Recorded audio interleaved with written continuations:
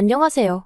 남편과 헤어지고 혼자 잘 먹고 잘 살고 있는 30대 여성입니다. 지 잘난 맛에 사는 두 남매 때문에 이렇게 즐거운 인생을 살게 되었다고 해야 할지. 아무튼 제 이야기 좀 하고 싶어서 찾아왔네요. 남편하고는 지인의 소개로 만났는데 처음 만났을 당시 남편은 작은 무역회사에 다니는 평범한 직장인이었고 저도 마찬가지로 작은 광고회사를 다니는 중이었습니다.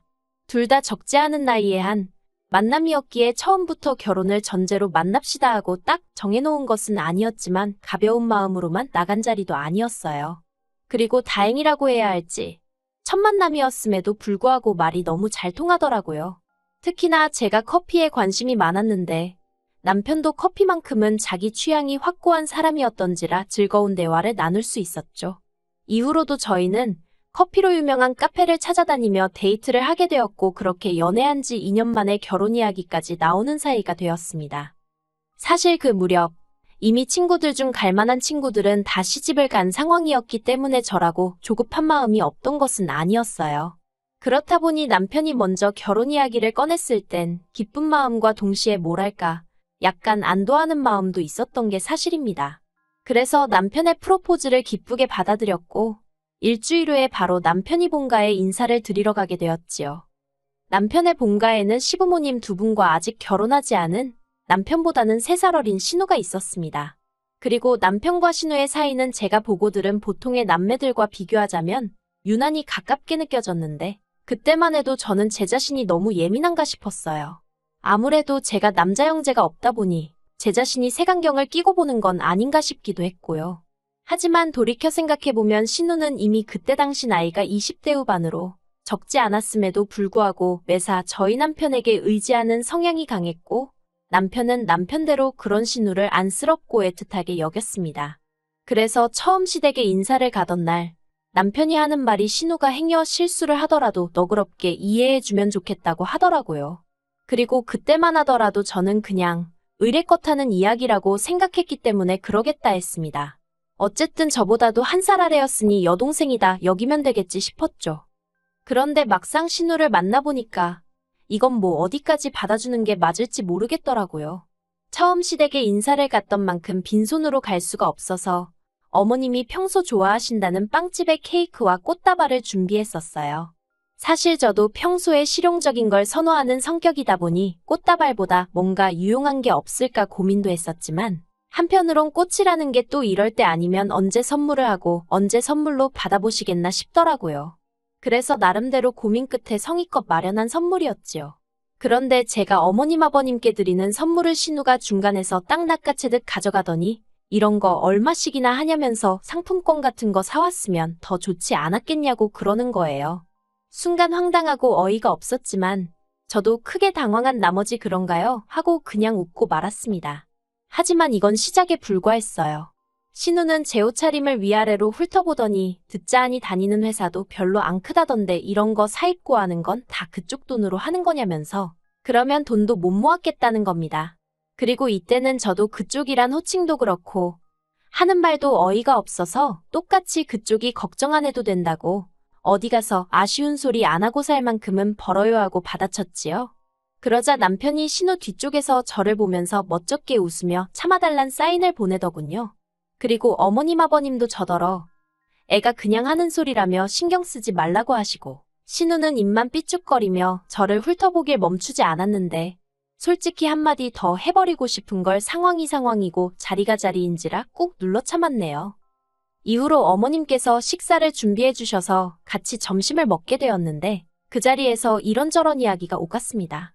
어머님은 아들에게 들으니 음식하는 걸 좋아한다면서 하고 물으셨고 저는 그렇다고 말씀드렸죠. 실제로 저는 한식, 일식, 중식 자격증을 다 갖추고 있었는데 그건 별다른 이유가 있어서라기보다는 제가 워낙에 어려서부터 음식하는 걸 좋아했거든요. 그래서 취미 삼아 하다가 회사 생활을 시작한 이후로는 나중에 혹시나 쓰일 일이 있을까 싶어서 아예 자격증까지 따뒀던 거고요. 그런데 옆에 있던 신우가 시간이 남아도나 보네. 전업주부가 꿈이에요? 그러는 거예요. 그래서 제가 없는 시간 쪽에서 딴 거고 전업주부가 꿈도 아니라고 받아치려다가 말 같지도 않은 거에 놀아나는 기분이 들어서 그럴 리가요 하고 딱 잘라버렸습니다. 그랬더니 또 입을 삐죽거리더니 별것도 아닌 걸로 자랑한다는 식으로 말을 하더라고요. 그리고 그땐 저도 짜증이 나서 맞아요, 별것도 아닌데 그쪽도 좀 따보지 그러냐고 받아쳐버렸네요. 사실 시댁에 인사하러 오기 전 남편에게 어머님은 어떤 분이시고 아버님은 어떤 분이신지 그리고 신우는 또 어떤 사람인지 은근히 물어봤거든요. 아무래도 정보가 많으면 많을수록 대화를 나누기도 편하니까요. 그런데 남편이 신우에 대해서 말하기를 아직 자기가 좋아하는 게 뭔지를 못 찾아서 걱정이라는 거예요. 그래서 그럼 지금 직장도 안 다니냐니까 뭐 직장도 자기가 원하는 게 뭔지 몰라서 다니기 힘들어한다며 말끝을 흐리는데 그러니까 결론은 대학도 때려치고 나이 먹도록 좋아하는 거 찾겠다면서 시간이나 죽이며 사는 인생이란 거였지요. 그런데 그런 사람이 이러쿵저러쿵 떠들며 시비를 걸어오니 저라고 좋게 봐주고 싶었을 리가 없지요.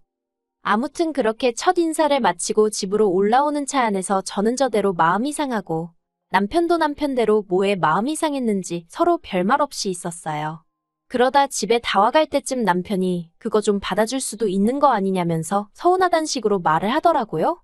그래서 제가 당신이야말로 신우가 선을 넘는다 싶으면 먼저 나서서 못하게 해야지 그걸 가만히 보고만 있느냐고 쏘아붙였습니다. 당신뿐만 아니라 시부모님도 나이 먹은 딸이 그렇게 앞뒤 못 재고 날뛰면 한 소리 하셨어야 하는 거 아니냐고요. 그랬더니 남편이 저더러 시부모님까지 들먹이냐며 선 넘지 말라는데 내내 지동생한테는 한마디 찍소리도 못하다가 저한테만 그러는 게 너무 서운하고 화가 나대요. 그래서 어이없다고 이런 식으로 나올 거면 결혼이고 뭐고 없던 이야기로 하자 했습니다. 그리고는 집으로 먼저 들어와 버렸죠. 그런데 이튿날 남편이 회사 앞으로 찾아와서는 자기가 정말 잘못했다면서 한 번만 넘어가 달라대요. 자기도 집에 여자를 처음 소개해 본 거라 어쩔 줄 몰랐다면서요. 그리고 그때는 솔직히 저도 결혼을 업자고는 했지만 밤새 울었을 만큼 진심은 아니었거든요. 그래서 이번 한 번만이라고 앞으로는 무조건 신우보다 나를 챙겨야 한다고 단단히 약속을 받고는 계획대로 결혼을 진행하게 되었습니다. 그런데 결혼을 하고 얼마 지나지 않아 회사의 구조조정에 칼바람이 불어닥쳤습니다. 다른 회사와 합병을 하게 되었는데 소문으로는 합병 조건 중 하나가 직원 중 몇 는 해고를 한다는 거였다대요. 그리고 속상하게도 저 또한 그 과정에서 자리를 잃게 되었어요. 하지만 다행히 남편은 괜찮다며 이참에 저더러 그동안 하고 싶었던 일은 없었는지 생각해보고 그쪽으로 커리어를 바꿔보면 어떻겠냐는 거예요. 그리고 그때부터 저는 소위 제 살 길을 찾아가며 몇 년 만에 휴식을 갖게 되었습니다. 사실 친정 형편이 그렇게 넉넉한 편은 아니다 보니 대학교를 졸업하자마자 전공이니 전망이니 그런 건 생각할 겨를 없이 바로 취업을 할 수밖에 없었거든요. 그나마 제가 사회생활을 시작하고 얼마 지나지 않아 친정아버지 사업이 다시 살아나면서 이후로 친정에 어느 정도 여유가 생긴긴 했지만요. 한편 집에 있는 시간이 길어지면서 반찬부터 시작해서 여러 가지 요리를 하게 되는 일이 잦아졌어요. 그리고 시댁까지는 1시간 정도의 거리였기 때문에 음식을 할 때는 넉넉히 해서 어머님 아버님께 가져다 드리곤 했지요. 그러다 하루는 만두를 해다 드렸는데 이때는 평생 먹어본 만두 중에 제일 맛있다면서 몇 번이나 엄지척을 하시더라고요. 그리고 원래 요리하는 사람들은 먹는 사람의 반응에서 보람을 찾기 마련이다 보니 그런 시부모님의 반응에 저는 정말 날아갈 것 같은 기분이었습니다. 그래서 이후로도 몇 번이나 해다 드렸네요. 솔직히 만두가 하기 쉬운 음식은 아닌데 두 분이 워낙 좋아하시니 힘든 줄도 모르고 했어요. 그리고 그러다 한 번은 신우도 맛을 본 모양이었습니다. 하루는 신우가 연락을 해와서는 자기가 요새 온라인으로 사업을 하려고 하는데 제 만두를 팔면 좋을 것 같다대요. 뭐 김치나 고기 만두는 흔하지만 그래도 제 만두는 경쟁력이 있을 것 같다면서요. 그리고는 하는 말이 대신 자기가 중간에 나서서 팔아주는 거니까 만두를 팔면 판매 대금을 5호로 나누자고요. 그런데 아무리 장사머리가 없는 사람이라고 해도 판매 대금이 전부 다 수익이 아니라는 건 기본이잖아요. 재료비에 제 인건비도 빼야 하는 거고. 그리고 무엇보다 만두로 사업을 해야겠다는 생각은 해본 적이 없었거든요. 손도 많이 가고 날이 더우면 상하기도 쉬운 음식이라서요. 그래서 신우한테 이런저런 이유로 못할 것 같다고 제안은 고맙다고 했습니다. 그랬더니 신우가 한다는 말이 그럼 언제까지 자기 오빠 등골에 빨대 꼽고 살 거냐는 거예요. 남편이 저렇게 혼자 외벌이를 하는데 양심의 가책도 안 느껴지냐면서 말이죠. 황당하고 어이가 없어서 그날 저녁 남편에게 신우한테 도대체 무슨 말을 했길래 나더러 당신 등골 빨아먹는다는 소리를 하냐고 따졌습니다. 그랬더니 남편이 하는 말이 아니 외벌이를 하니까 어깨가 무겁다. 갖고 싶은 게 있어도 못 산다. 그런 하소연만 두세 번 한 게 전부라면서 그리고는 한다는 말이 막말로 자기가 없는 소리를 지어낸 것도 아니고 동생한테 그런 얘기도 못하냐면서 적반하장으로 나오더라고요. 그래서 제가 차라리 나한테 대놓고 하지. 내가 어린 신우한테 그런 소리까지 들어야겠냐고 당신한테 내 입장이나 체면 같은 건 안중에도 없냐고 따졌죠. 그랬더니 남편이 입장이니 체면이니 그런 건 가진 게 있는 사람들이나 찾는 거라면서 저한테 지금 그런 게 어딨냐는 거예요. 아니 이럴 거면 처음부터 하고 싶은 일이 뭔지 생각해보라는 둥 그딴 듣기 좋은 소리 자체를 하질 말지. 이제 와서 정말 어이없다고 저도 큰 소리를 냈습니다. 그랬더니 남편이 자기가 말을 그렇게 한 건 한마디로 기운내라는 뜻이었지 이렇게 3달씩이나 집에 들어앉아 있으라는 게 아니었대요. 그러면서 차라리 말 잘했다며 이렇게 된 거 당장이라도 내일부터 나가서 어디 택배 승하차라도 하라는데 얼마나 서운했는지 모릅니다. 사실 제가 직장은 나왔어도 실업급여도 받고 있었고 상황을 알고 계신 친정부모님께서 다달이 100만 원씩 보내주고 계셨거든요. 그래서 그걸로 남편 월급에 보태 생활비를 충당하고 있었는데 막말로 남편이 월급을 1,000만 원, 2,000만 원씩 벌어오는 상황도 아니면서 겨우 3달 동안 혼자 회사 다녔다고 생색이라니 정말 기도한 차대요. 그래서 제가 잠깐 와이프가 일 좀 쉰다고 이런 식으로 나오는 거면 나중에 내가 정말 어디 아프기라도 해서 일 못하게 되면 그땐 당신 억울해서 죽는 거 아니냐고 비꼬아 버렸습니다. 그랬더니 남편이 저더러 말을 그렇게밖에 못하냐면서 자기도 솔직히 할 말 많은데 참고 있는 거라고. 그러니 어쩌다 신우한테 한마디 들은 걸로 이렇게 유난 떨지 말라나요. 그리고 이런 말까지 듣고 솔직히 기분 안 상할 와이프가 어디 있을까요?